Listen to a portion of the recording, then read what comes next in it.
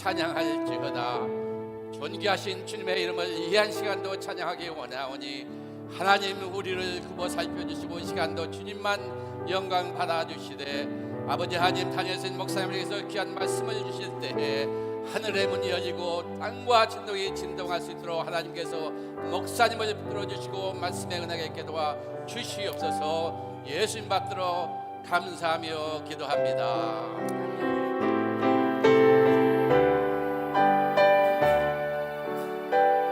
찬양하라 하네요.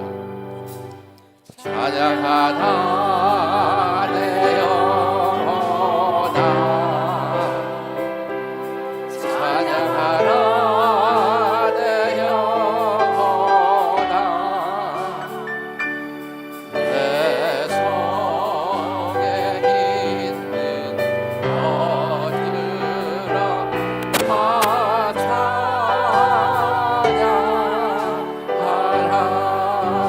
감사하라 감사하라 내 영혼아,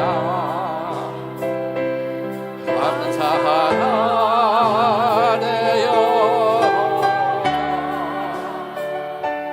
내 속에 있는 것들아 다 감사하라. 기뻐하라 기뻐하라 내 영혼아, 기뻐하라 내 영혼아, 내 속에 있는 것들아 다 기뻐하라.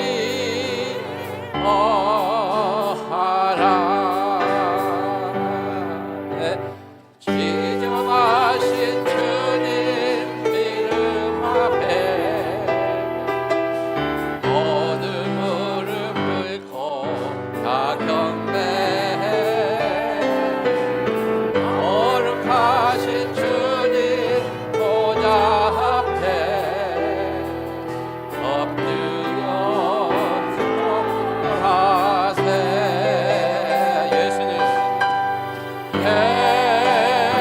예수는 그리스도,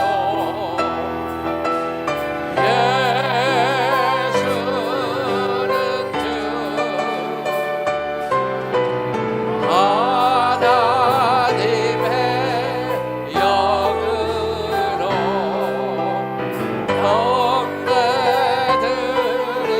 경배드리리. 지저하신 주님 이름 앞에 모두 무릎 꿇고 다 경배해. 거룩하신 주님 보좌 앞에 엎드려 절하세.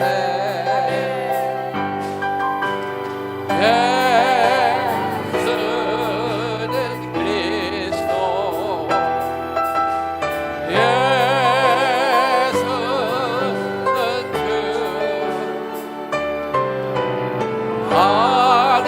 하나님의 영으로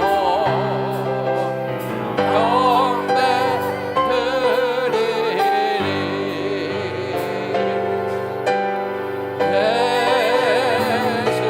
예수는 그리스도,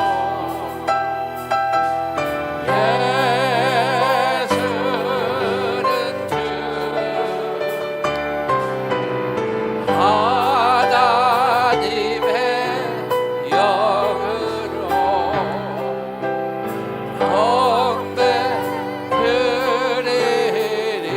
경배드리리. 할렐루야. 우리 하나님은 만왕의 왕이시며 열방의 왕이시네. 이 시간도 하나님 이름을 선포하기를 원합니다. 아멘. 이 시간 따스한 성령님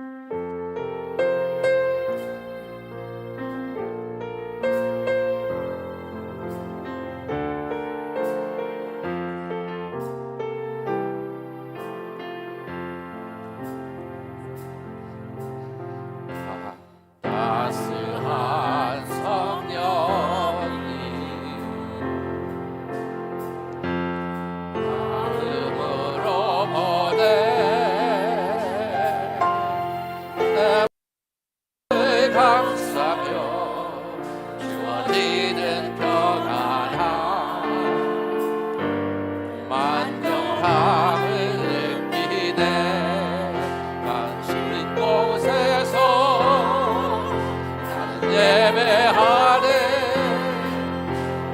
상황에도 나는 예배하네. 부신 곳에서 나는 예배하네. 어떤 상황에도 나는 예배하네. 내가 걸어갈 때 길이 되고 살아갈 때 삶이 되는 그곳에서 예배하네. 내가 걸어갈 때 길이 되고 살아갈 때 삶이 되는 그곳에서 예배하네. 곳에서 나는 예배하네. 어떤 상황에도 나는 예배하네. 부르신 곳에서 나는 예배하네. 어떤 상황에도 나는 예배하네.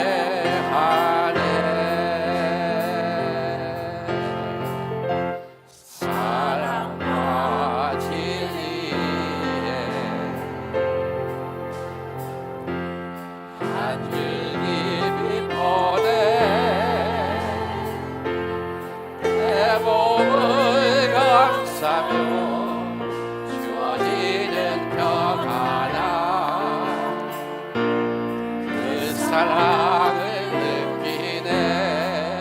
부르신 곳에서 나는 예배하네. 어떤 상황에도 나는 예배하네. 부르신 곳에서 예배하네. 어떤 상황에도 나는 예배하네. 내가 걸어갈 때 길이 되고 살아갈 때 삶이 되는 그곳에서 예배하네.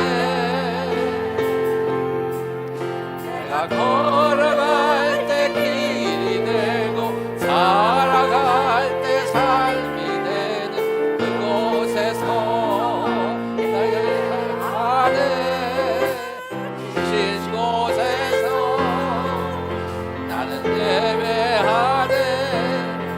어떤 상황에도 나는 예배하네.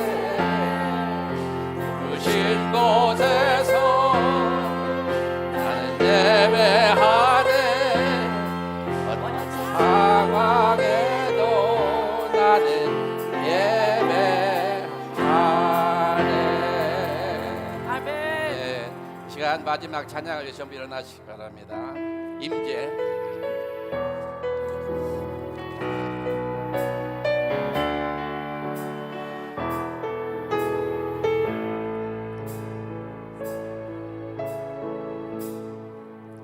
하늘의 문을 여서서 꽃을 주목하소서. 주를 향한 노래가 꺼지지 않으니 하늘을 열고 보소서. 이곳에 임재하소서. 주님을 기다립니다. 기도의 향기가 하늘에 닿으니 주여 임재하여 주소서. 이곳에 오셔서 이곳에 앉으소서. 이곳에서 드릴 예배를 받으소서. 주님의 이름이 주님의 이름만이 오직 주의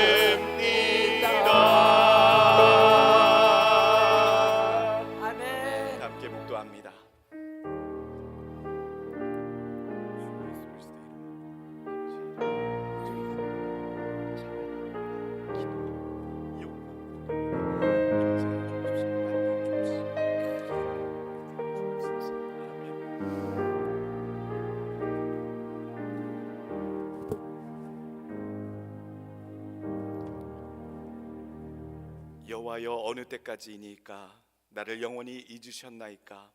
주의 얼굴을 나에게서 어느 때까지 숨기시겠나이까? 나의 영혼이 번민하고 종일토록 마음에 근심하기를 어느 때까지 하오며, 내 원수가 나를 치며 자랑하기를 어느 때까지 하리이까?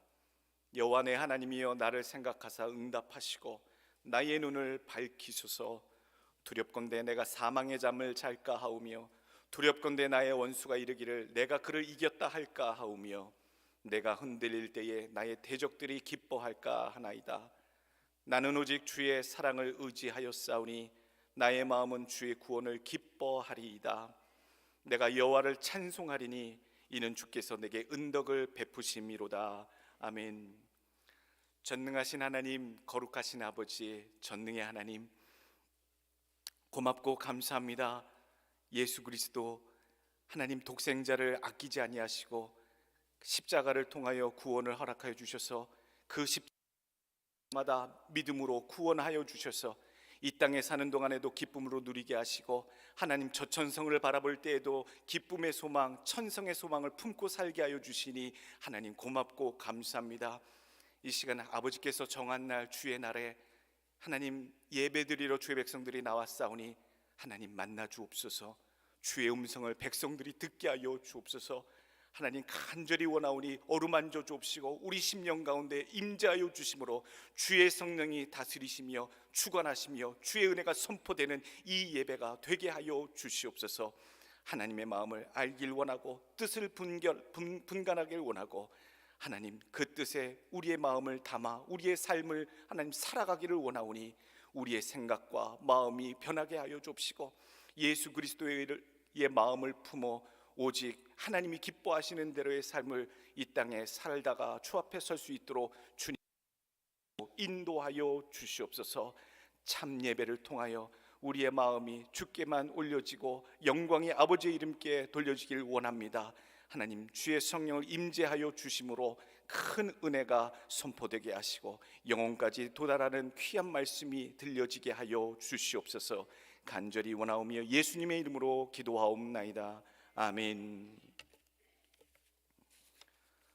회개와 간구합니다. 나는 너희에게 이르노니 형제에게 노하는 자마다 심판을 받게 되고, 형제를 대하여 나가라 하는 자는 공회에 잡혀가게 되고, 미련한 놈이라 하는 자는 지옥불에 들어가게 되리라. 그러므로 예물을 제단에 드리려다가 거기서 네 형제에게 원망 들을 만한 일이 있는 것이 생각나거든 예물을 제단 앞에 두고 먼저 가서 형제와 화목하고 그 후에 와서 예물을 드리라. 너희가 서로 사랑하면 이로써 모든 사람이 너희가 내 제자인 줄 알리라. 우리 마음속에 허물이 있었음을, 부족함이 있었음을, 더러움이 한 주간 또 있었음을 하나님 이 앞에 예배 전에 회개하고 새 마음과 새 은혜를 사모하는 마음 주옵소서. 이 시간에 회개하겠습니다. 하나님 더 거룩하게, 더 고결하게, 하나님 참되게, 정직하게, 성실하게 하나님 그렇게 살아야겠사옵니다. 하나님 한 주간에도 더 열심히 하나님 더 주 앞에 숨내지 못하는 것을 주옵시고, 게을렀던 것 용서하여 주옵시고, 남대했던 것 용서하여 주옵시고, 하나님 온전치 못한 생각, 아버지 의지하지 못했던 생각, 하나님 두려웠던 어떤 생각, 낭망했던 생각, 속상했던 모든 것들에 대해서 하나님 회개하오니 하나님 주여 주의 보혈로 다시 한번 거룩하게 하여 주시사 은혜 있게 하시고 하나님 거룩하게 하시고 아버지 주의 말씀을 담대 전하게 하시고 이 시간 예배를 통해 하나님 받으시는 온전한 예배가 되어지게 주님 인도하여 주시옵소서. 하나님 거룩한 척하게 인도하게 하지 않습니다. 하나님 우리들이 허물 많은 죄인들이 하나님 우리가 우리의 죄인인데 아버지 죄가 무대하여 아버지 주 앞에 아뢰며 고하며 하나님 정말로 낮은 자 하나님 죄인 될 수밖에 없었던 것을 고백하오니 하나님 주의 은혜로 하나님 새롭게 덧입혀 주시고 놀라운 아버지 선포되고 역사가 이 시간에 드려질 수 있도록 주님 역사 주시옵소서. 오직 하나님께만 은혜가 아버지여 오길 원하고 아버지 영광이 돌려지길 원합니다. 사모하는 영마다 만나 주시길 간절히 바라오며 예수 그리스도 이름 받들어 기도하옵나이다. 아멘. 사도신경 신앙 고백합니다. 전능하사 천지를 만드신 하나님 아버지를 내가 믿사오며 그 외아들 우리 주 예수 그리스도를 믿사오니 이는 성령으로 잉태하사 동정녀 마리아에게 나시고 본디오 빌라도에게 고난을 받으사 십자가에 못 박혀 죽으시고 장사한 지 사흘 만에 죽은 자 가운데서 다시 살아나시며 하늘에 오르사 전능하신 하나님 편에 앉아 계시다가 저리로서 산 자와 죽은 자를 심판하러 오시리라. 성령을 믿사오며 거룩한 공예와 성도가 서로 교통하는 것과 죄를 사하여 주시는 것과 몸이 다시 사는 것과 영원히 사는 것을 믿사옵나이다. 아멘. 다 같이 앉아서 찬송가 15장 올립니다.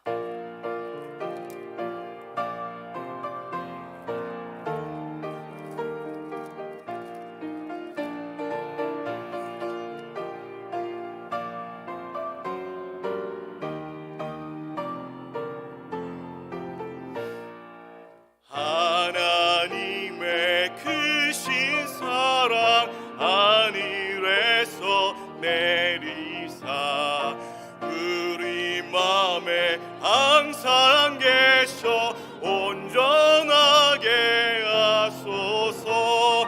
우리 주는 자비하사 사랑 무한하시니 두려워서 떠는 자를 구원하여 주소서.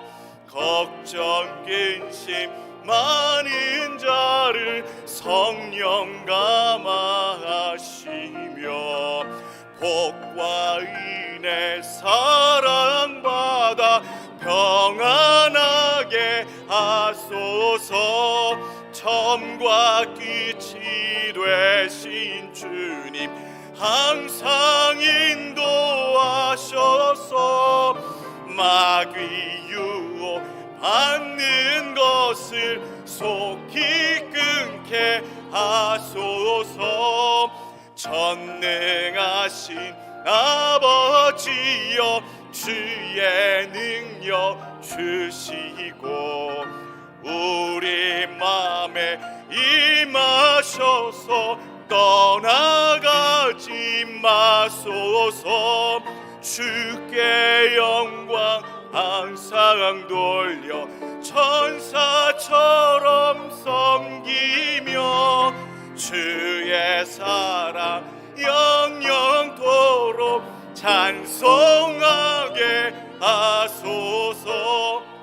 우리들이 거듭나서 흠이 없게 하시고 주의 크신 구원받아 온전하게 하소서. 영광에서 영광으로 천국까지 이르러 크신 사랑 감격하여 경배하게 하소서.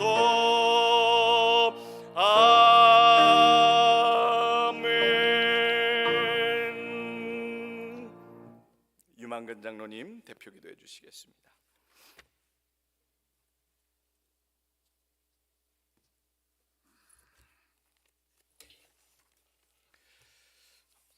기도드리겠습니다.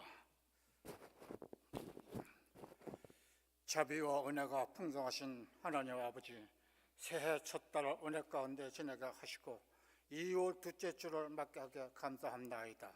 저희가 신령과 진정으로 예배드리기를 원하오니 저희의 찬송과 기도를 받으시고 성도님 모두에게는 은혜가 되게 하여 주시옵소서. 지난 한 주 동안에도 하나님 말씀에 어긋나게 살았음과 생각과 말과 행동으로 지은 죄, 이런저런 이유를 알게 모르게 지은 죄, 미움과 분노를 마음속 깊이 감추는 죄와 허물밖에는 아무런 공로나 의나 행위가 없음에도 그럼에도 불구하고 이 시간 우리의 죄를 대속하신 예수 그리스도의 십자가 보혈로 우리의 사악한 죄를 깨끗게 씻어 주셔서 진심으로 감사하며 연약함과 부족함을 용서하여 주시옵소서. 이 시간 주님 옆에 나와 머리 숙이고 기도하고 예배드리는 사랑하는 성도들에게 긍휼을 베풀어 주옵소서. 주님, 마음의 상처를 인하여 육신의 질병으로 인하여 고통받는 성도들을 보혈의 능력을 일으켜 세워주시고 걱정과 근심과 낙심 중에 있는 상심한 마음을 빠져 있는 성도들이 있사오니 그들의 무거운 짐을 주님께서 대신 맡아 주시옵기를 바라옵나이다. 우리가 깊이 생각하면 언제 어느 때 우리가 닥칠지 모르는 차량의 위험과 질병의 위험과 재해의 위험에 같이 우리를 위협하는 불안한 현실 속에서도 이곳에 사는 동안 주 안에서 건강과 참된 평강의 복을 누리게 하옵소서. 사랑하는 성도들의 가정과 직장과 사업장과 복된 장소가 되며 예수님의 권능의 손으로 강에 붙들어 주셔서 믿음으로 든든히 서는 성도가 되게 하여 주시옵소서. 제교의 머리가 되시는 주님, 금년에도 한인교회 새로운 큰 변화가 일어나게 역사하여 주심으로 하늘의 능력에 기적들이 넘치기를 소망합니다.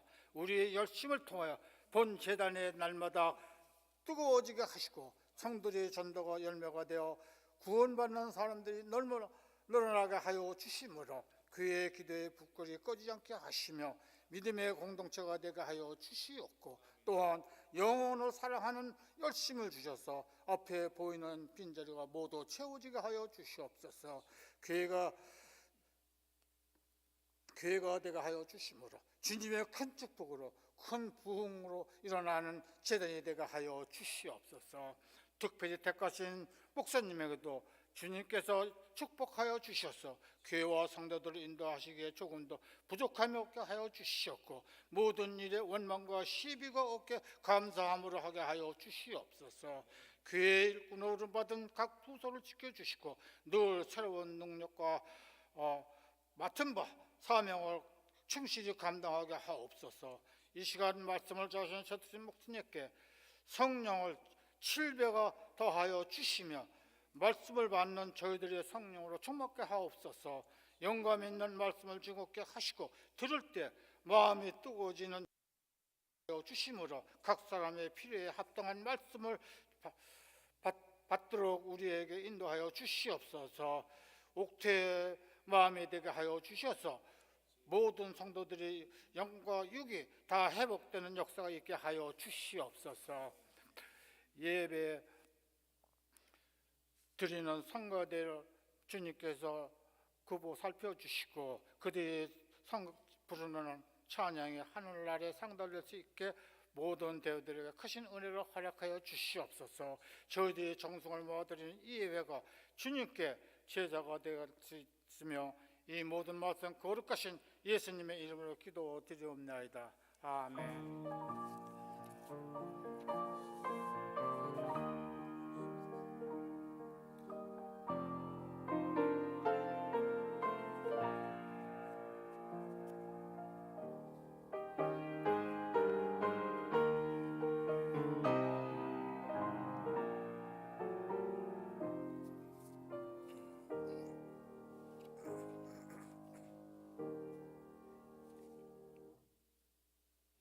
하나님의 말씀 보겠습니다. 누가복음 13장 1절부터 9절까지 말씀입니다. 누가복음 13장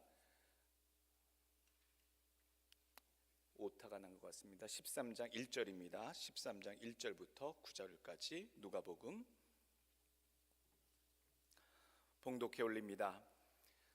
그때 마침 두어 사람이 와서 빌라도가 어떤 갈릴리 사람들의 피를 그들의 제물에 섞은 일로 예수께 아뢰니 대답하여 이르시되 너희는 이 갈릴리 사람들이 이같이 해 받음으로 다른 모든 갈릴리 사람보다 죄가 더 있는 줄 아느냐? 너희에게 이르노니 아니라. 너희도 만일 회개하지 아니하면 다 이와 같이 또 실로암에서 망대가 무너져 치어 죽은 18사람이 예루살렘에 거한 다른 모든 사람보다 죄가 더 있는 줄 아느냐? 너희에게 이르노니 아니라. 너희도 만일 회개하지 아니하면 다 이와 같이 망하리라. 이에 비유로 말씀하시되 한 사람이 포도원에 무화과 나무를 심은 것이 있더니 와서 그 열매를 구하였으나 얻지 못한지라. 포도원지기에게 이르되 내가 3년을 와서 이 무화과 나무에서 열매를 구하되 얻지 못하니 찍어버리라. 어찌 땅만 버리게 하겠느냐?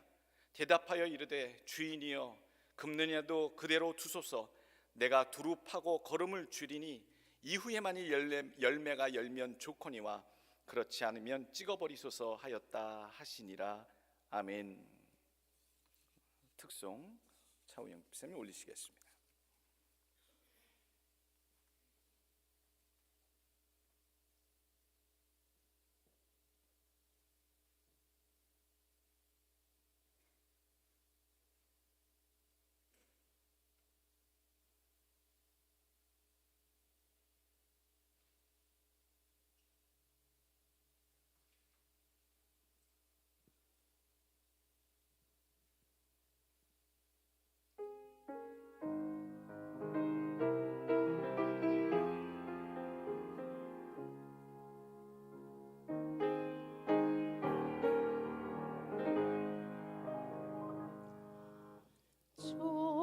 저장꽃 위에 이슬 아직 맺혀 있는 그때에 귀에 은은히 소리 들리니 주음성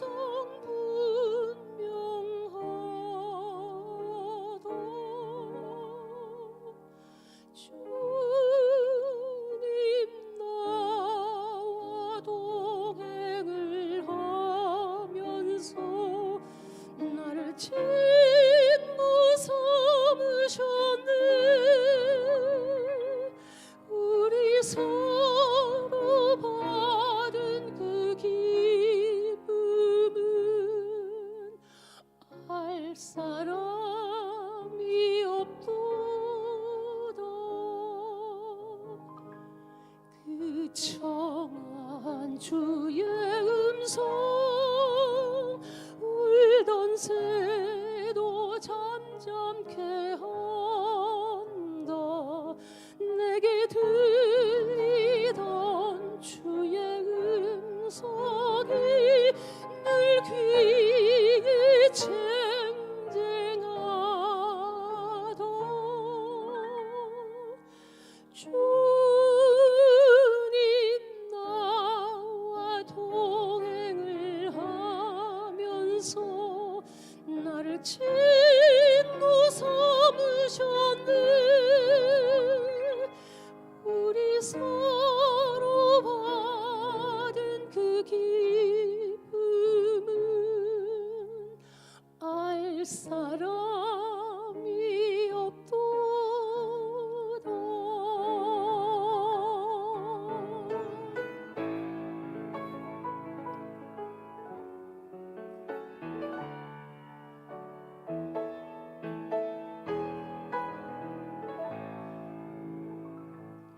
밤 깊도록 동산하니 주와 함께 있으려 하나. 괴로운 세상에 할 일 많아서 날 가라 명하신다. 주님 나와 동행을 하면서 나를 친구 삼으셨네. 우리 서로 받은 그 기쁨은 알 사람이 없도다. 우리 서로 받은 그 기쁨은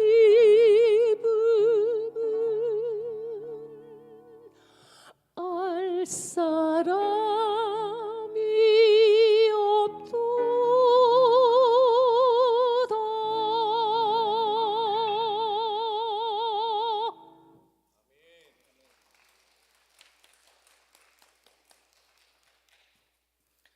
잠깐 기도하겠습니다. 주님과 함께했던 체험이 가득한 인생들이 되게 하여 주시옵소서. 어느 세상도 어느 누구도 알 사람이 없는 그 기쁨을 하나님 간직하며 살아가는 백성들 되게 하여 주시옵소서. 주님과 함께 걸었고 날더러 가라 하셔서 하나님 이곳까지 우리가 섰나이다. 하나님 그 주님의 음성 그 다스한 손길 함께 하시겠다 말씀하셨던 그 귀한 언약의 말씀들을 기억하며 흔들리지 않게 하여 주옵시고, 오직 한 길 주님 걸어가신 그 길 기억하며 끝까지 믿음으로 걸어가게 하여 주시옵소서. 우리들에게 주시는 귀한 은혜가 있는 줄로 믿습니다. 인도하심도 있는 줄로 믿습니다. 하나님, 따르고자 하는 자들과 함께 하시는 놀라운 역사가 날마다 있게 하여 주시옵소서.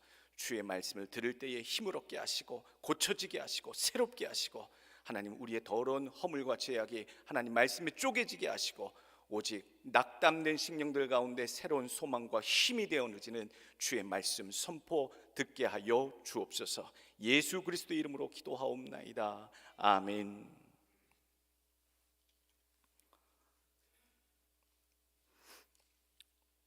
저들의 죄가 더 있는 겁니까? 오늘 말씀의 제목입니다.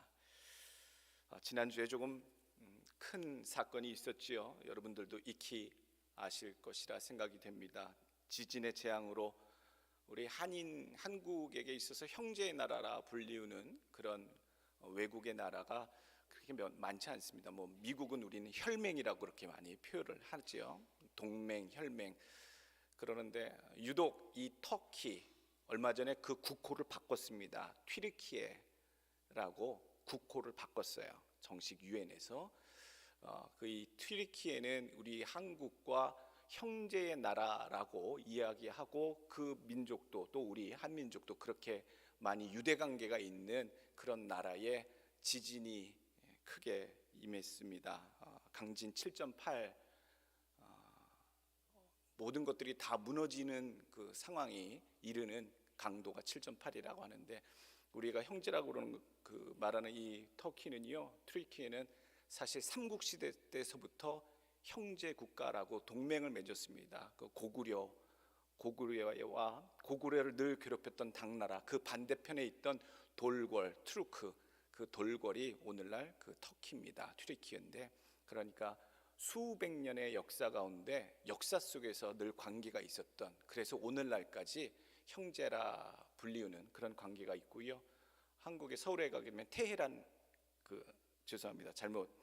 서울에 가게 되면 우리 터키 대사관에 우리 한국 사람들과 터키 사람들의 그런 많은 교류들이 계속 이어져 오고 있습니다.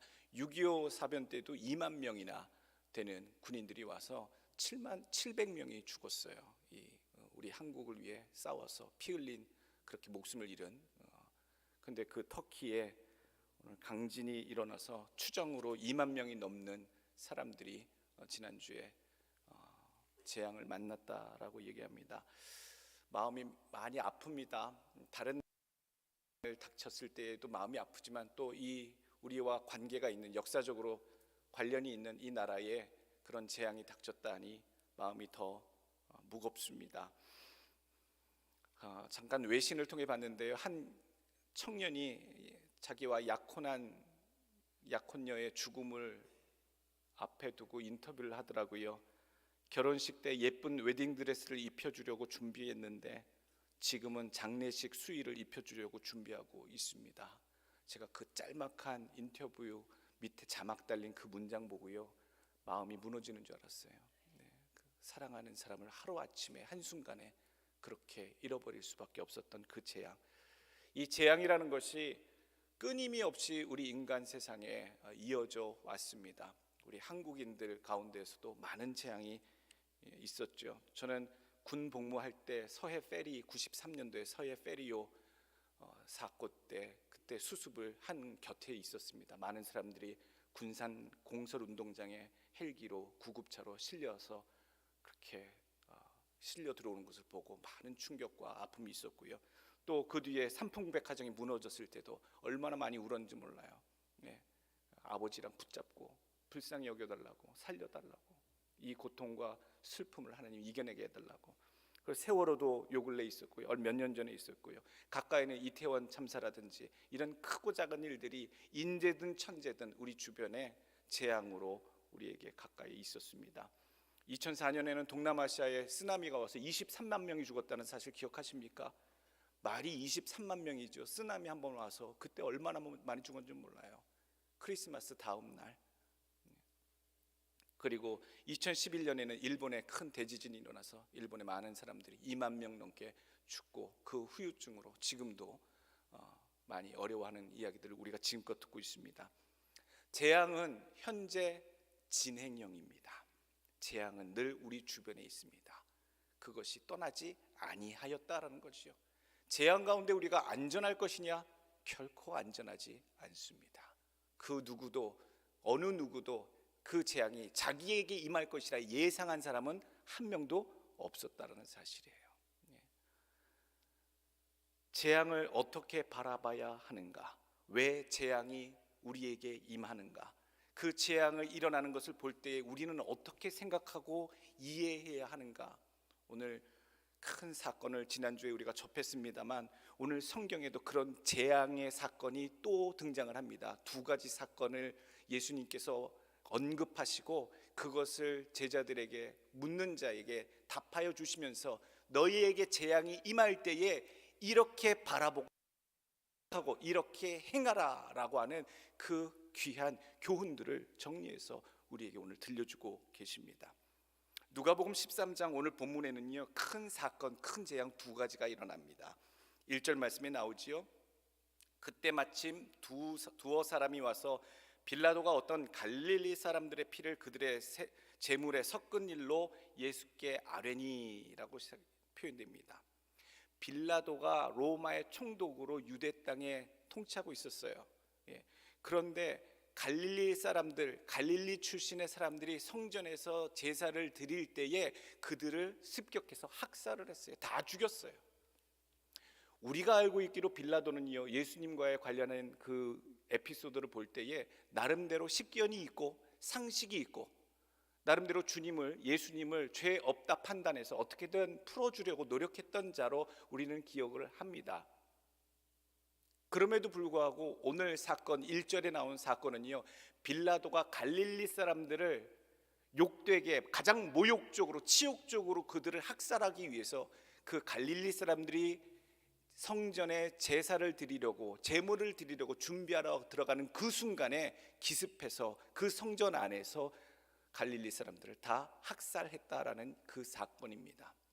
왜 그렇게 빌라도는 갈릴리 사람들을 가장 모욕적이게도 가장 거룩해야 할 하나님의 제단 앞에서 피 흘림으로 죽였는가를 우리 살펴봐야 돼요.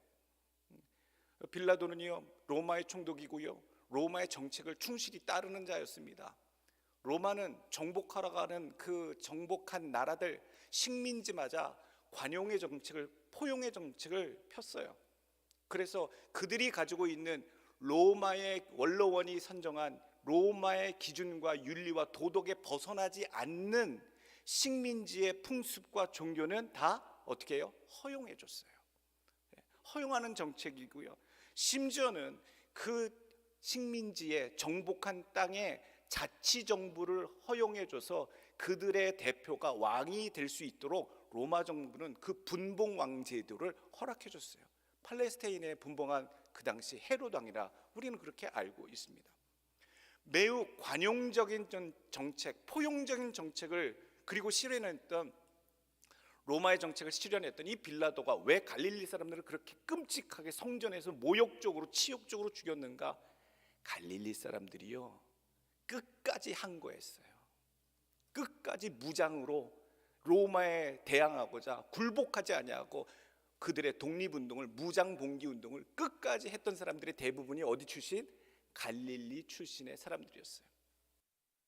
제자 가운데 시몬이라고 하는 사람이 있는데 그 시몬은 열심당 갈릴리 가나 출신이더라. 그러니까 그렇게 독립운동을 위해서 무장봉기를 계속적으로 했기 때문에 로마의 지배를 순응하고 받는 그런 민족에게는 포용 정책을 썼지만 반항하거나 저항할 때에는 아주 무차별적으로 그렇게 학살하는 정책을 폈구나라는 것을 볼 수가 있어요. 그러니까 이 갈릴리 사람들이 이 로마의 정책에 항거해서 저항했을 때 끔찍한 일을 당했다라고 우리가 이해를 해야겠지요. 또 두 번째 나옵니다. 예수님께서 그것을 물으러 온 사람들에게 하나 알려주십니다.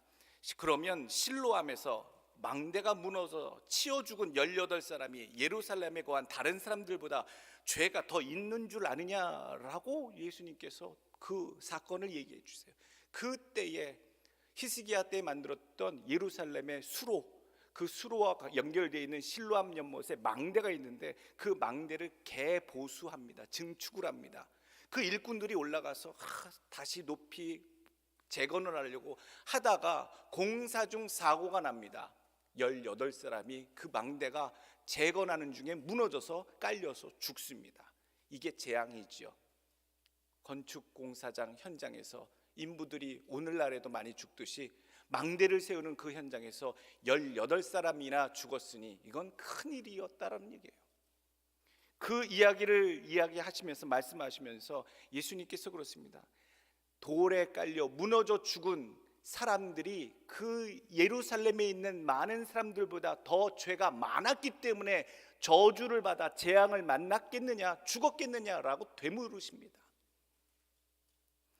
역사학자들에 의하면요, 그 실로암 망대를 세울 때에 총독이랑 건설업자랑 검은 뒷동거래를 하였기 때문에 그 공사를 맡은 업자들 그리고 일꾼들이 그렇게 죽은 것이다, 큰 불상사를 맞는 것이다 라고 이야기를 보태는 역사가들도 있습니다. 그러니까 자세한 것은 우리가 확신할 수는 없습니다만 이런 기록들이 있어요. 그 기록들을 보건대 예수님께서도 그 또한 그것을 물으러 온 두어 사람의 그 유대인들도 예루살렘에 있는 실로암 망대가 무너진 것은 무언가가 보이지 않는 검은 더러운 죄악이 있기에 하나님께서 그들을 떨어지게 하시고 돌에 깔려 무너져 죽게 하셨구나라고 하는 생각이 있었다라는 거예요. 그런 마음으로 그 사건을 바라보고 있었다는 거예요. 유대인들은 갈릴리 사람들이 그렇게 항거하는 게 못마땅했어요. 그 흐름에 순응에 맞춰 로마가 우리를 다스리게 되었고 그나마 우리를 대표하는 분봉왕도 세워서 우리의 자치권을 행사해 주도록 허용해 줬으니 우리가 그 흐름에 순응하고 맞춰가야지, 계속 분란을 일으키면 우리 유대인 민족 전체에 큰 재앙이 로마로부터 오지 않겠느냐, 불만의 마음들이 있었어요. 그럼에도 불구하고 갈릴리 사람들은 끝까지 무장봉개하며 로마에 항거했지요. 결국 빌라도에게 그렇게 학살을 당할 수밖에 없었던 것은 전체 유대인들의 뜻에 반하는 로마 제국의 다스림 속에 순응하여 평안함을 얻길 원하는 대다수의 유대인들의 바램을 어기고 극렬하게 저항하는 저 갈릴리 사람들의 온고집, 외고집, 그것이 불러온 화로다라고 하는 그런 인식이 그 물으러 온 사람 마음에 있었다는 얘기예요. 이 재앙이 누구로부터 말미암은 것인가? 빌라도의 죄입니까? 아니면 갈릴리 사람들의 죄입니까? 아니면 그 일을 당한 사람들의 죄악입니까? 재앙이 누구로부터 인한 것인가는 매우 중요한 일입니다. 많은 재앙을 보았을 때 그 재앙을 당한 사람의 것인지 아니면 다른 죄악의 원인이 그 재앙이 펼쳐지고 당하게 된 것인지에 대해서 많이들 묻게 되지요. 책임 소재를 묻습니다. 요한복음 9장에 예수님께서 그 재앙이 닥쳤을 때에 그 답변을 힌트를 우리에게 주고 계십니다. 요한복음 9장 1절, 예수께서 길을 가실 때에 날 때부터 맹인된 사람을 보신지라. 제자들이 물어 이르되 랍비여, 이 사람이 누구의 죄로 인함이니까? 자기이니까 그의 부모이니까?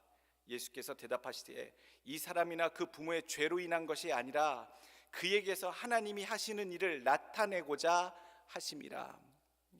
그 재앙 가운데 임한, 죄인의 삶에 임한 그 재앙 속에서 누구의 일? 하나님의 일을 나타내시고자 그 죄인들의 삶 속에 하나님 간섭하신다라는 얘기예요. 오늘 우리가 우리 주변에 재앙을 듣게 되거든 보게 되거든 생각해야 될 것이 분명히 있습니다. 오늘 본문을 통해서 예수님이 일관되게 이것을 물으러 온 사람들에게, 또한 이것을 바라보고 있는 우리에게 재앙을 만나거든 이렇게 생각하고 이렇게 여기고 이렇게 행하라 라고 하는 교훈을 분명히 주고 계십니다. 첫 번째로는요, 앞에 당한 재앙을 결단코 속단하지 말라. 속단하는 어리석은 자가 되지 말라라는 얘기예요. 정권이 바뀔 때마다 묘한 표현들이 나와요. 정권이요, 야당이 대통령이 되고 또 바뀌어서 여당이 대통령이 되고, 하여간 정권이 바뀔 때마다 큰 사건과 사고가 나면 꼭 이렇게 표현됩니다. 하늘이 진노하여서, 하늘이 노하셔서 이 큰 일이 터진 거야. 그게 매번 대통령이 바뀔 때마다, 정권이 바뀔 때마다 그렇게 나오더라고요. 정부나 대통령을 비난하는 근거로 그 재앙을 재료 삼는 자들이 항상 나타납니다. 재앙의 근원이 어디서부터 오는지도 모르는 자들이에요. 물론 재앙이나 놀라운 초자연적인 현상으로 인한 그 고생하는 인간사가 맞닥뜨려야 되는 그 일들 가운데는요, 하나님이 간섭하시거나 신적인 초자연적인 역사하심이 있는 것들이 있어요. 그런데 매번 나타나는 일들마다 인간의 일들에 관련하여 평가하고 판단하는 자들이 이 세상에 참 많다. 오늘 우리가 분명히 해야 합니다.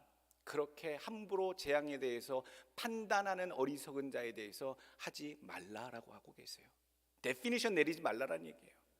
이것은 이러해서 벌받은 것이요, 이렇게 하니까 하나님이 진노하신 것이요, 이렇게 우리가 감히 판단을 내리거나 할 수 있는 자격이 없는 자들이다라는 얘기예요. 우리가 해야 될 게 그게 아니라는 얘기죠. 재앙이 어디로부터 옵니까? 왜 왔습니까?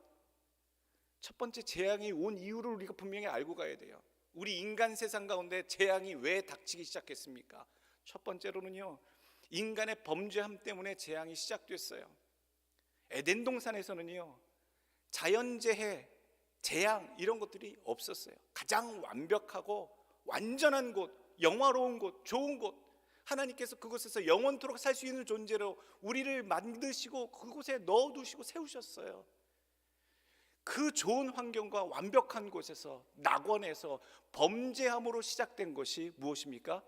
죽음이 들어왔고요, 질병이 들어왔고요, 왜곡이 들어왔고요, 타락이 들어왔고요, 불평이 들어왔고요, 온 인류와 피조물까지도 왜곡되고 오염되고 뒤틀린 삶이 펼쳐지기 시작한 거예요. 누구의 죄 때문에요?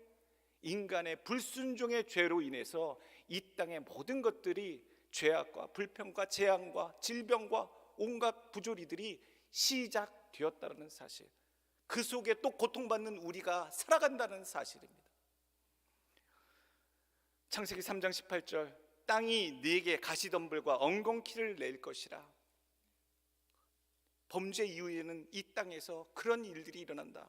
로마서 8장 19절, 피조물이 고대하는 바는 나타나는 것이니 피조물이 허무한데 굴복하는 것은 자기 뜻이 아니요 오직 굴복하게 하시는 이로 말미암음이니라.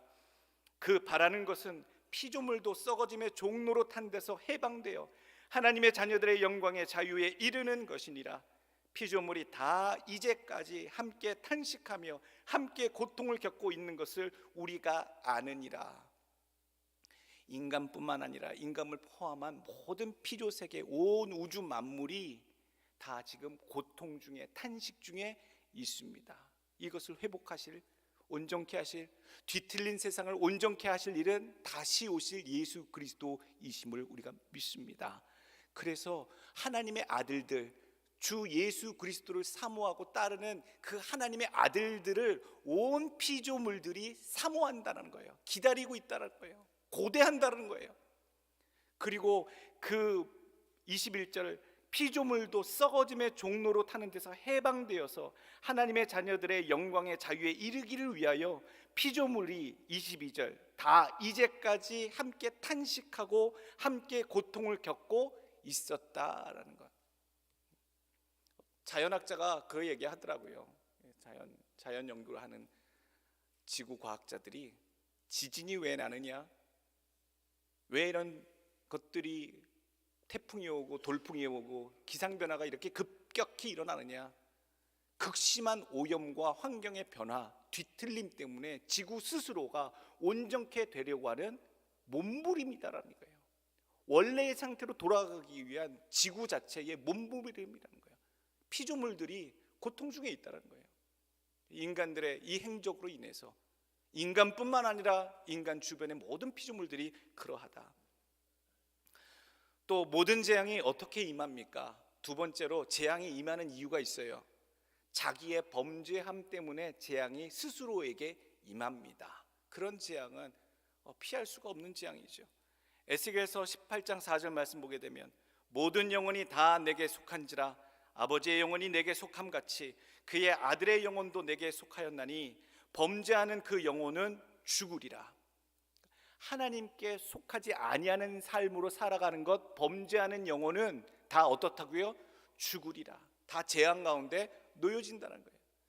결국 이스라엘이 하나님을 떠나서 범죄할 때, 우상 숭배할 때, 하나님 밖에 있을 때에 하나님은 그들에게 뭘 내리셨습니까?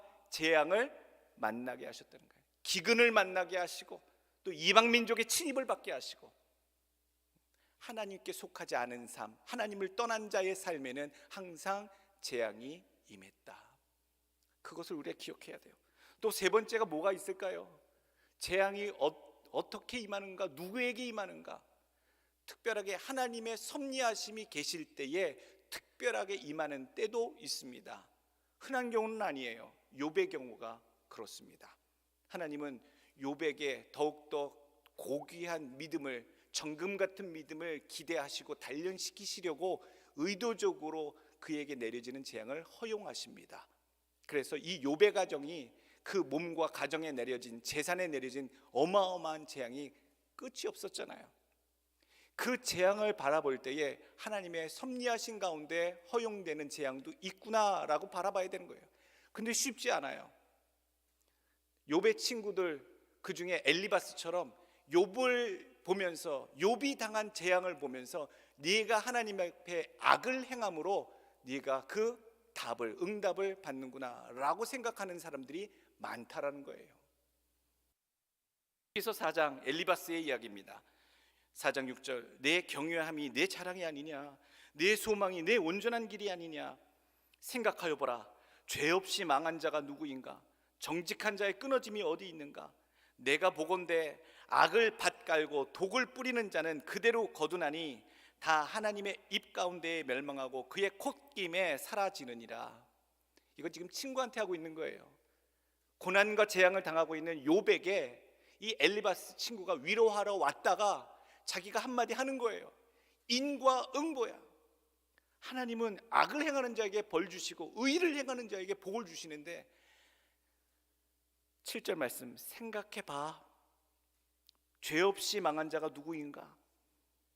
우리가 알지 못하는, 내가 알지 못하는 죄가 있기에 네가 이런 재앙을 당하는 것이 아니겠느냐라고 하는 친구의 비수가 담긴 이 말, 옳은 말이 아니에요. 옳은 판단이 아니에요. 하나님께서는 이 엘리바스와 세 친구들의 이 행위들을 하나님께서는 죄로 여기셨어요. 우리가 재앙을 만나거든 절대로 하지 말아야 될 결론은 한 가지입니다. 재앙을 보거든 첫 번째, 함부로 판단하지 않는다.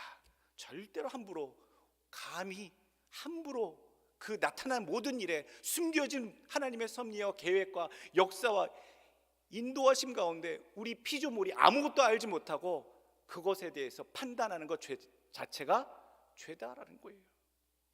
재앙의 근원과 이유가 있다라는 얘기죠. 로마서 2장 1절 말씀, 그러므로 남을 판단하는 사람아, 누구를 막론하고 내가 핑계하지 못할 것은 남을 판단하는 것으로 네가 너를 정죄함이니 판단하는 네가 같은 일을 행함이니라. 절대로 남의 일도, 남이 당한 재앙도 판단할 필요가 없다라는 거예요. 고린도전서 4장 5절 말씀에 또 전하고 계십니다. 그러므로 때가 이르기 전 곧 주께서 오시기까지 아무것도 판단하지 말라. 그가 어둠에 감춘 것들을 드러내고 마음의 뜻을 나타내시리니 그때에 각 사람에게 하나님으로부터 칭찬이 있으리라. 아무것도 판단하지 마십시오. 아무것도 판단하지 마십시오. 엘리바스처럼 안다고, 무엇을 안다고 느껴지는 게 있다고 아무것도 아닌 입술을 갖고 그 상대방에게, 고통당하고 있는 자에게 주변에게 그 상황을 판단하듯 얘기하는 것, 그게 하나님이 막으시는 거예요. 세상에 대해서 우리가 판단할 자격이 없는 인생들입니다. 세상에 되어지는 일들에 대해서 우리는 판단할 자들이 아니에요. 우리는 너무 타인에 대해서 판단하거나 정죄하거나 그렇게 결정하는 삶을 살지 않길 원합니다. 우리는요, 우리가 만난 십자가는요, 판단의 십자가, 심판의 십자가, 따지는 십자가가 아니라 용서하는 십자가였고요, 사랑해주는 십자가였고요, 관용으로 받아주는 십자가였어요. 예. 그렇기 때문에 우리가 해야 할 일, 고통 중에 재앙을 만난 형제들이 우리 주변에 있거든. 우리가 그것을 심판하고 따지고 결정내는 게 아니라 그에 대해서 관용해주고 사랑해주고 긍휼히 여기는 이 일을 우리가 잘 감당해내야 될 줄로 믿습니다. 두 번째 주시는 교훈의 말씀은요, 재앙을 만나거든 재앙을 보거든 우리가 어떻게 해야 하는가? 재앙을 통해 자기의 의를 드러내지 않도록 회개하셔야 됩니다. 재앙을 만난 사람들 보면요, 그 주변 사람들이 입술을 통해 죄를 짓습니다. 어떤 죄를 짓냐면, 저 사람네들은 이방 사람들이니까 저주를 받지요. 그 사람네들은 하나님을 잘 섬기지 않고 다른 종교를 섬겼으니까 하나님께서 벌 내린 것이잖아요. 죄악을 행한 업보가 있기 때문에 뭔가 하늘의 심판이 저들에게 내린 것 아니겠습니까? 라고 하는 그런 말씀을 전하며 자기 스스로는 나는 대신에 예수 그리스도를 잘 믿고 주 앞에 의로운 자가 되어 심판을 면한 자로 지금 섰으니 나는 저들보다 의로운 자니이다 라고 하는 그러한 주장이 오늘 본문 가운데 드러나고 있다는 거예요. 예수님 그걸 정말 싫어하셨어요. 재앙을 당한 자들을 통해서 자기의 의를 드러내려고 하는 그 비교하며 위로를 삼는 이 참 자존감이 낮은 사람들이 이 특징이죠. 다른 사람들을 비난하고 깎아내리면서 자기가 올라간다고 생각하는 거예요. 항상 교회에도 있어요. 공동체에도 있어요. 남을 끌어내림으로 자기가 올라간다고 생각하는, 그게 자존감이 낮은 사람들의 특징이에요. 오늘 예수님께서 말씀하시는 것, 다른 이의 재앙을 통해 자기의 의로움을 나타내는 것, 간교한 죄, 교만한 죄라 예수님 지적하고 계세요. 또 자신이 증오하는 그 증오를 재앙으로 확인하려고 하는 사람, 합리화하는 사람도 주님 기뻐하지 않으세요. 내가 그럴 줄 알았다, 저 사람 벌 받을 줄 알았다 라고 생각하는 것, 여러분 이게 주님 앞에 큰 죄입니다. 우리는 절대로 그렇게 생각하시면 안 돼요. 누가복음 18장 11절 말씀 얘기합니다. 예수님께서 정말로 싫어하셨던 건 무엇이냐? 바리새인은 서서 따로 기도하여 이르되, 하나님이여, 나는 다른 사람들 곧 토색, 불의, 간음하는 자들과 같지 아니하고 이 세리와도 같지 아니함을 감사하나이다 라고 서서 기도해요. 정말로 싫어하셨어요. 이런 식의 신앙의 태도를 싫어하셨어요. 하나님께 기도할 때 하나님과 나 사이에 나가는 그 간절함으로 진실함으로 서야 하는데, 다른 사람의 부족함과 죄악을 짓밟고 드러내고 무시하고 비교함으로써 자기의 의를 드러내는 이러한 것들에 대해서 외식하는 자, 독사의 자식들이라고 예수님께서 진절머리 치셨어요. 우리가 이러질 않길 원해요. 타인의 재앙이나 어려움을 보고서 자기의 의를 상대적으로 드러내려고 하는 이 교만함이 우리에게 사라지길 원하고 없기를 간절히 원합니다. 2절과 4절 말씀, 그래서 말씀하고 계십니다. 대답하여 이르시되, 너희는 이 갈릴리 사람들이 이같이 해 고난이죠 재앙을 받음으로 다른 모든 갈릴리 사람보다 죄가 더 있는 줄 아느냐? 아니다라는 얘기예요. 또 4절 말씀, 또 실로암에서 망대가 무너져 치어 죽은 18사람이 예루살렘에 거하는 다른 모든 사람보다 죄가 더 있는 줄 아느냐? 예수님께서 분명히 말씀하세요. 아니라라고 얘기하세요. 아니라. 우리가 해야 될 것은 섣불리 어떤 재앙에 대해서 어리석은 판단을 내리지 않는다. 두 번째, 자기의 의를 그것을 덧대어 드러내지 않는다. 대신에 우리가 회개해야 돼요. 우리가 분명히 재앙의 현장을 만나거든 소식을 듣거든 해야 될 사람의 도리가 있어요. 성경에도 나와요. 어떻게 하라고요? 재앙을 만난 자들 보면 같이 애통하며 긍휼히 여기라라는 거예요. 긍휼히 여기라. 하나님이 죄인인 우리를 불쌍히 여기며 긍휼히 여겨 주셨던 것 같이 불신자라 할지라도 악을 행하는 사람이라 할지라도 불쌍히 여겨서 그에게 하나님의 구원이 당도하도록 하나님의 손길이 임하도록 그렇게 불쌍히 여겨주는 긍휼히 여겨주는 것이 우리의 본분이라는 얘기예요. 로마서 12장 15절은 그렇게 말씀합니다. 즐거워하는 자들과 함께 즐거워하고 우는 자들과 함께 울라. 그게 우리의 해야 할 본분인 줄로 믿습니다. 느헤미야 9장 17절 말씀, 주께서는 용서하시는 하나님이시라. 은혜로우시며 긍휼히 여기시며 더디 노하시며 인자가 풍부하심으로 그들을 버리지 아니하셨나이다. 우리 하나님의 자녀들도 하나님의 이런 긍휼하시고 인자하시고 은혜로우신 하나님 성품 닮아 세상의 재앙 가운데 빠진 자들에 대해서 똑같이 행동할 수 있는, 주님처럼 행동할 수 있는 믿음의 사람들 되시길 해야 될 것이 있어요. 해야 될 게, 적극적으로 해야 될 게 회개해라 라고 말씀하고 계세요. 회개하라. 다른 사람이 재앙을 만나서 고통 중에 있는데 그 모습을 보고 우리가 긍휼히 여기고 불쌍히 여기고 같이 울어주면서 동시에 해야 할 게 나의 회개를 해야 한다는 거예요. 회개를. 재앙은 저 사람이 당했는데 나에게, 우리에게 회개하라라고 6절 말씀에 이에 비유로 말씀하시되 라고 하면서 너희가 회개해야 되는 지금 상황이다, 다급한 상황이다, 지금 목전에 있다, 재앙이 코앞에 있다라고 하는 비유를 통해 우리에게 회개하라고 하고 계세요. 트리키에 분들이 그런 재앙을 당했어요. 우크라이나 러시아 전쟁으로 하루에 1000명이 넘는 젊은이들이 피 흘려 죽어가요. 포탄에 맞아 죽어요. 매일 1000명씩 죽어가요. 멀리 있어서 우리의 일이 아니에요. 그런 재앙이 우리가 모르는 재앙입니까? 우리에게 안 일어날 재앙일까요? 아니에요. 그 재앙의 소식을 듣거든 우리가 불쌍히 여기고 긍휼히 여기고, 더 나아가서 오늘 말씀 예수님이 말씀하시는 것처럼 회개하라. 무엇을 회개할까 생각해 봐야 됩니다. 다른 이들의 재앙을 통해 자신의 의로움을 드러내는 그 교만함 회개해야겠지요. 또 다른 이를 향한 그 증오를 재앙을 통해 합리화하는 것도 회개해야 돼요. 그 아주 못된 마음이죠. 더 나아가서 오늘 6절서부터 예수님 비유를 통해 말씀하시는 것, 찾으시는 신앙의 열매 없음에 대해서 회개하셔야 돼요. 회개하셔야 돼요.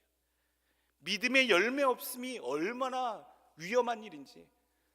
믿음으로 천국 가는데요, 천국 들어갈 때 믿음으로 시작된 열매가 없으면 천국에 못 들어갑니다.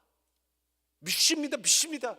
이건 처음 믿을 때 했던 외침이고요, 그렇게 살아온 일상의 삶과 믿음의 시간들과 기회 속에서 주님을 위한 내 성품과 내 삶의 아름다운 결실들을 아름답게 다양하게 다 맺히셔야 그 결실, 믿음의 결실을 보고 거둬가시는 거예요. 그게 추수하신다는 거예요. 알곡과 같이 거둬가신다는 거예요. 열매가 없는 것들을 뭐라고 하세요? 쭉정이라고 그러잖아요. 가라지와 쭉정이가 되지 않길 원해요. 열매가 있어야 알곡이지요. 오늘 세 번째 그겁니다. 하나님이 찾으시는 신앙의 열매를 분명히 맺히라. 왜 회개하라? 안 그러면 너희도 망하리라, 망하리라. 똑같이 예수님이 말씀하십니다. 열매가 없어 지금 찍혀버리기 직전의 인생들이 바로 너희들이다 라고 얘기하시는 거예요. 열매가 없어. 어떤 열매? 주님이 찾으시는 열매. 주님이 각 사람마다 각 사람의 삶의 수준의 환경에 따라 딱 찾으시는 그 열매가 있어요. 다 똑같은 열매 원하시는 건 아니에요. 다 기준이 있겠죠. 다 있습니다만 각 사람 상황 속에서 원하시는 열매가 있어요. 7절 말씀에 포도원지기에게 이르되 내가 3년을 와서 이 무화과 나무에게서 열매를 구하되 얻지 못하니 찍어버리라. 어찌 땅만 버리게 하겠느냐. 6절 말씀에 보면 예수님이 작정을 하시고 비유를 들고 계세요. 포도원에 무화과 나무를 심었어요. 포도원은요, 모든 농작물 중에 그 당시 가장 신경을 많이 써야 되고 정성을 많이 들여야 되고요, 물과 관계시설과 비료와 모든 것들이 완벽하게 사람의 손길을 정성껏 들여야지만 포도 농사를 할 수 있는 것이 포도나무예요.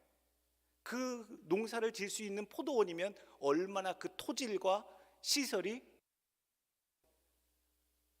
제가요, 캘리포니아에서 뒷마당에 집주인이 심어놓은 것 같은데 무화과 나무랑 포도를 같이 심어놨어요. 근데요, 무화과 나무 피그는요, 그냥 물 몇 번 주면 말라 죽지만 않게 하면 잘 자라더라고요. 정말로 잘 자라요. 근데요, 포도나무는요, 이게 올라갈 때마다 뭘 받쳐줘야 되고 뭘 대줘야 되고 묶어줘야 되고 물도 줘야 되고 조그만한 거면 바짝 말라 죽고요, 정말로 신경이 많이 쓰여지더라고요. 포도나무를 경작하기 위해서 잘 구비되어진 이 포도원에 무엇을 심었어요? 아무렇게나도 심어놔도 잘 자라는 무화과 나무를 심어놨어요. 그러면 기대하는 열매가 잘 맺혀야 돼요, 안 맺혀야 돼요? 잘 맺혀야 되잖아요. 얼마나 좋은 환경이에요. 포도원에 심겨진 무화과 나무, 성전으로 올라가는 그 앞길에도 길가에도 그냥 가로수처럼 놓여 있는 그 무화과 나무도 무성했다라고 할 정도로 무화과 나무는요, 건조한 지역에서도 잘 자라요. 근데 3년씩이나 와서 이 포도원에 무화과 나무를 심고 좋은 환경과 기회와 시간을 줬는데도 불구하고 3년 동안이나 열매를 찾지 못했으니 찍어버리겠다라고 불화성 같은 경고의 메시지를 이 포도원지에게 전달하고 있잖아요. 너희가 지금 이렇다는 얘기예요. 너희가 지금 너희가 이와 같이 하지 아니하면 망하리라. 회개하지 아니하면 이와 같이 망하리라.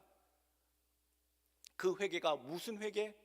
열매를 맺혀드려야 하는 회개입니다. 맺혀드리지 못함에 대한 회개고요, 맺혀야 하는 사명이 거기 있다는 얘기죠.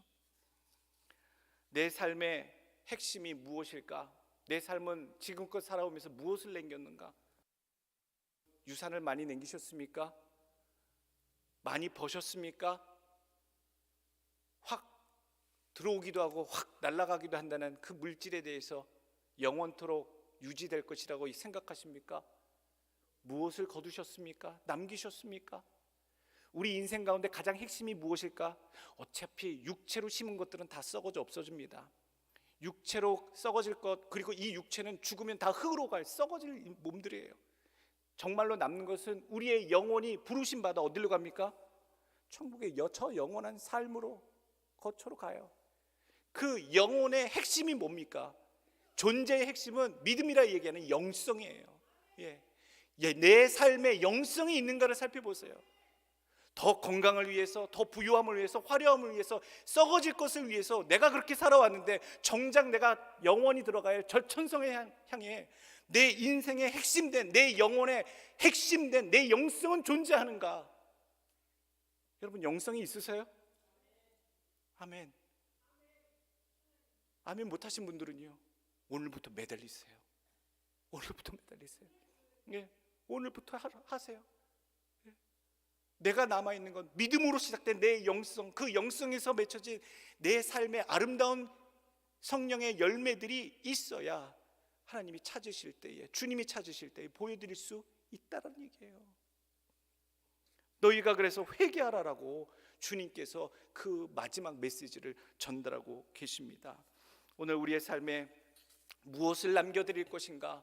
내 삶에 무엇이 부족한가? 내가 아직 썩어질 헛된 것을 찾고 있지는 않은가를 여러분 철저히 반성해 보시길 원합니다.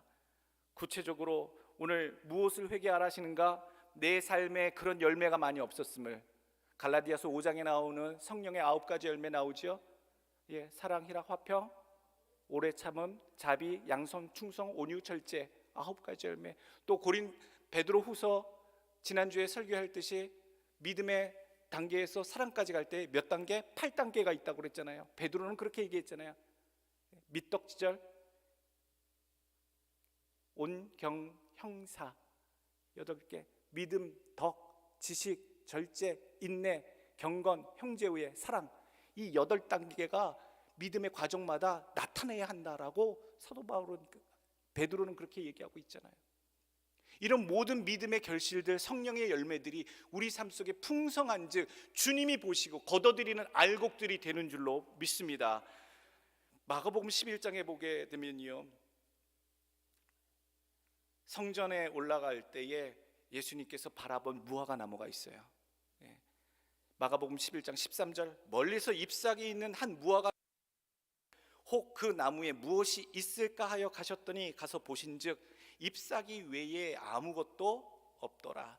이는 무화과의 때가 아님이라. 예수께서 나무에게 말씀하여 이르시되 이제부터 영원토록 사람이 네게서 열매를 따먹지 못하리라 하시니 제자들이 이를 듣더라. 그리고 성전에 들어가셨는데 들어갔다 나오니까 나무가 어떻게 됐어요?